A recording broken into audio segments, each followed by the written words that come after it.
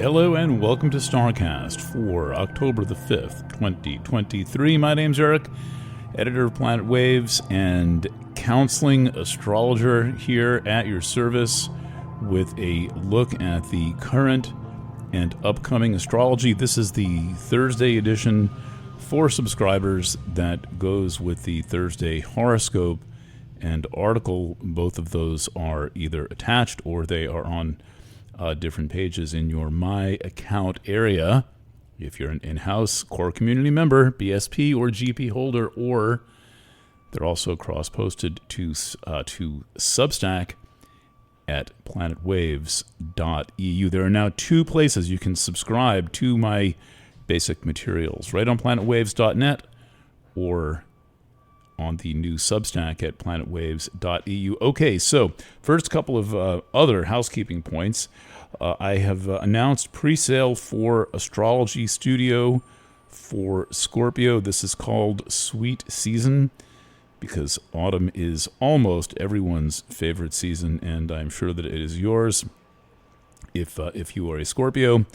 The reading's also for Scorpio Moon and Rising, and that will be available earlier than usual. I'm going to try to do this reading early, right after the Libra new moon, instead of waiting for the sun to change signs. Also, officially today announcing the 2024 annual edition of Planet Waves. Those are my annual readings. They'll be written and audio, and the reading is called Somewhere in Between, because 2024 is a year between the worlds. There's a little crack that we're going to slip through in this very delicate time between when Pluto is leaving Capricorn and entering Aquarius. I'll have more to say about that in a week or so.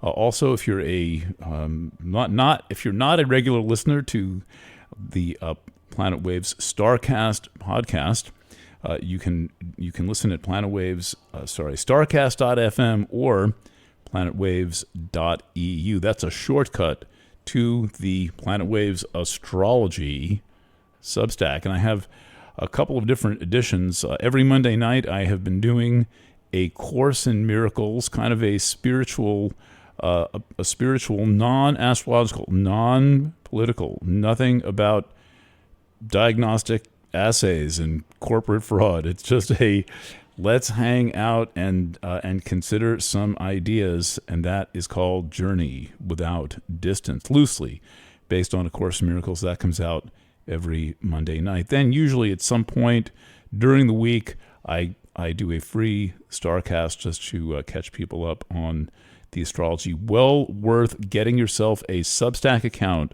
whether free or paid, and checking out planetwaves.eu. So you have access to that. You can comment.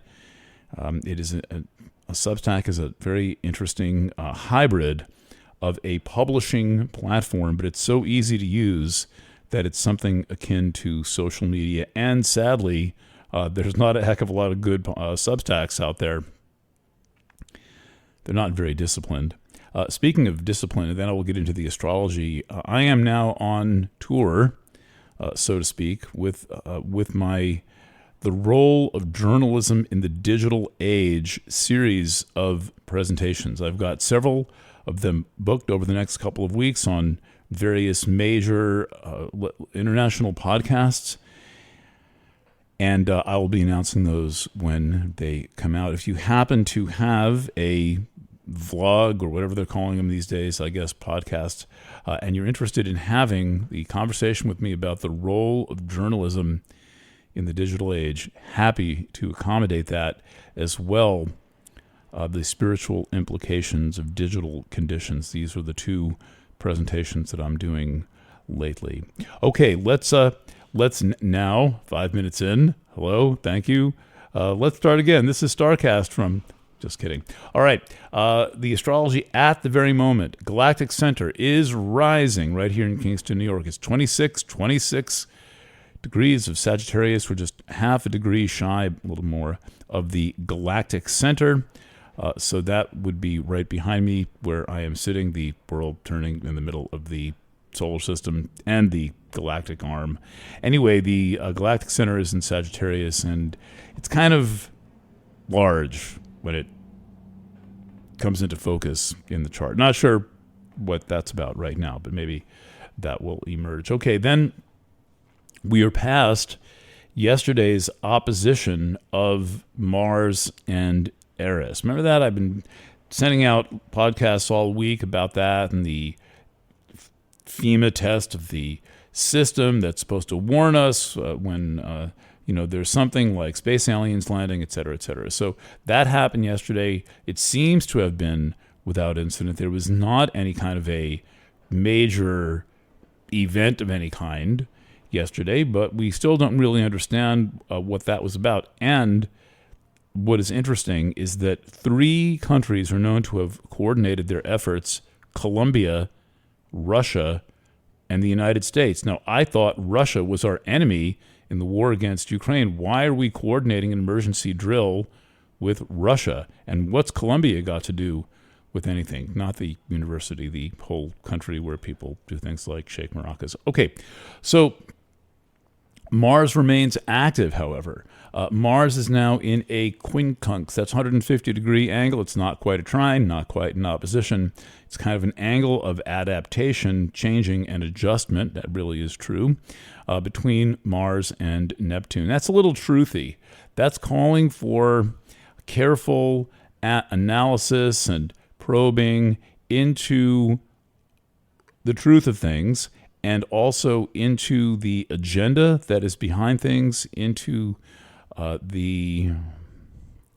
really you want to look for influences with a contact between Mars and Neptune like that. It's rarely a good combination.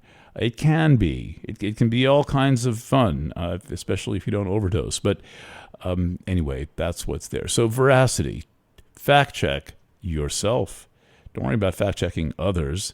Make sure that what you say is true. Now, that's creeping along. It's not exactly. It's exact right now. It's 10 arc minutes away from being exact. So probably a little bit later on today, that will come right into tune and just as quickly start going out of tune. And then Mars will make its last aspect in Libra before entering Scorpio, just ahead of the October 14th eclipse of the sun in Libra. So now we are under the influence of Mars square Pluto.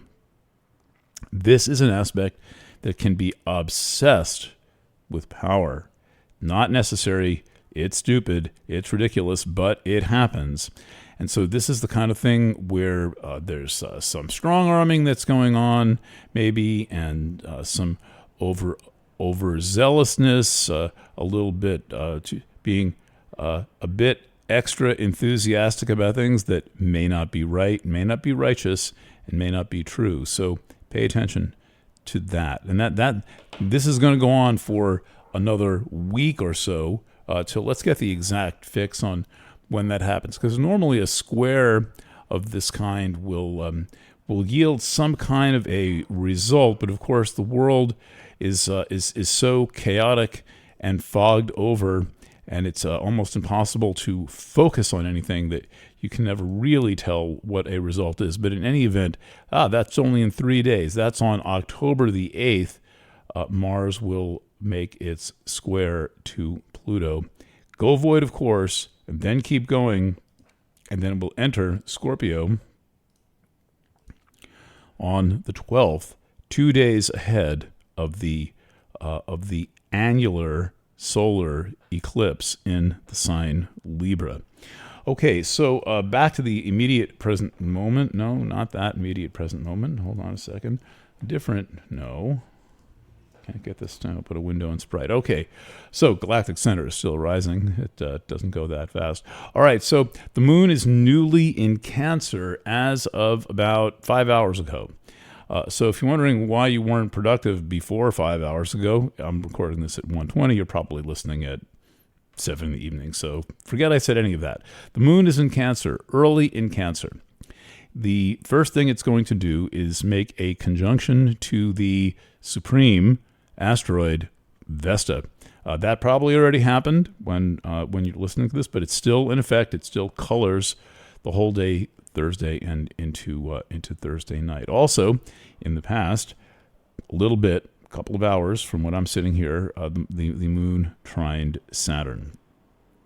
Also, speaking of lunar aspects, the moon will later, pretty much overnight, tonight in most time zones, overnight Thursday into Friday, form a trine to Ceres. Hey, that's a grand trine. That grand trine consists of Moon, Vesta, Saturn, and Ceres. Make of that what you will. Now, when the moon is in a cardinal sign, it these days makes a lot of aspects because there's so much going on in the cardinal signs. For example, there's a whole group of planets in early Capricorn.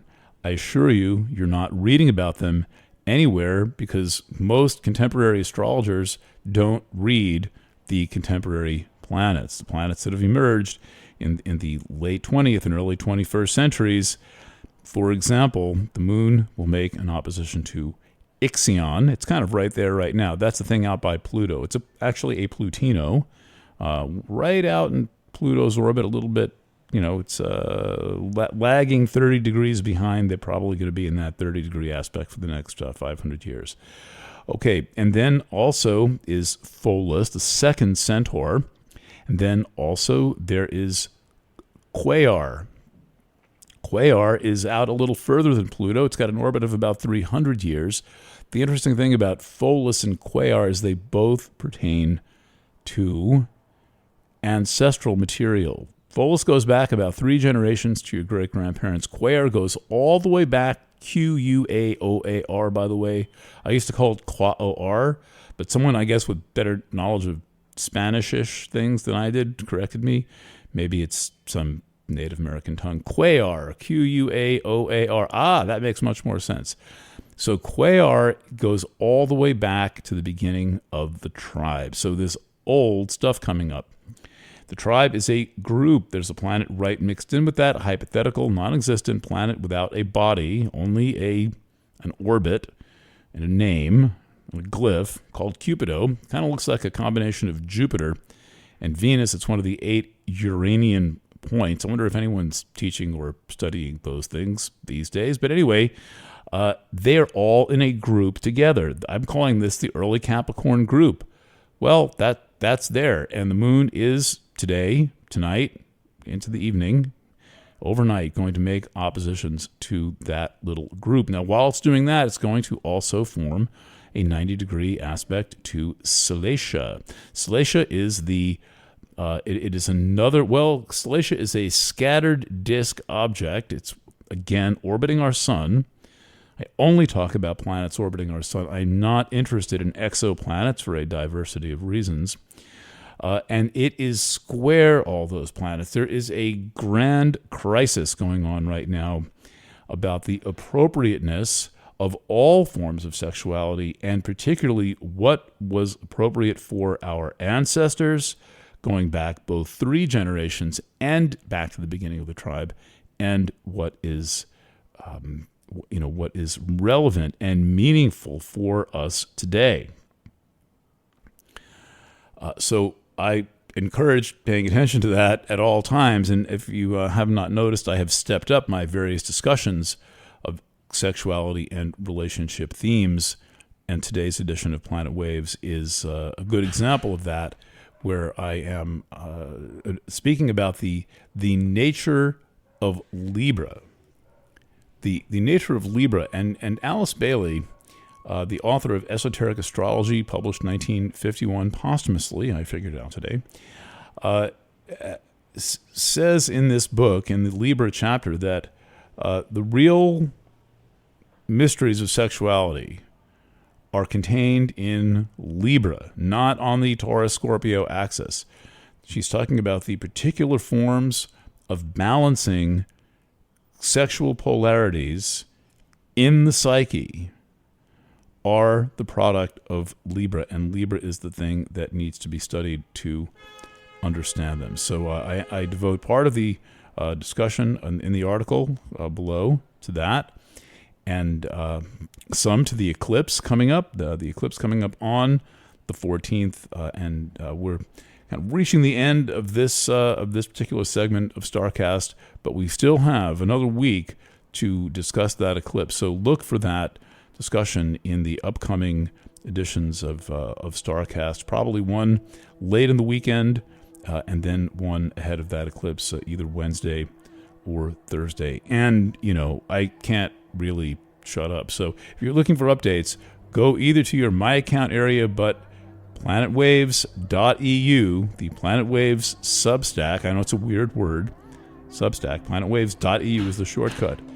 That relates to somebody smashing something either out my window or I don't know where, so I keep getting distracted. Anyway, I'm going to sign off for now, and I'll catch you either a little later in the weekend or Monday with Journey Without Distance. Thanks for your business. Thanks for supporting the work that we do through your paying subscriptions. Really appreciate that. So will you. Lots of love. And bye for now.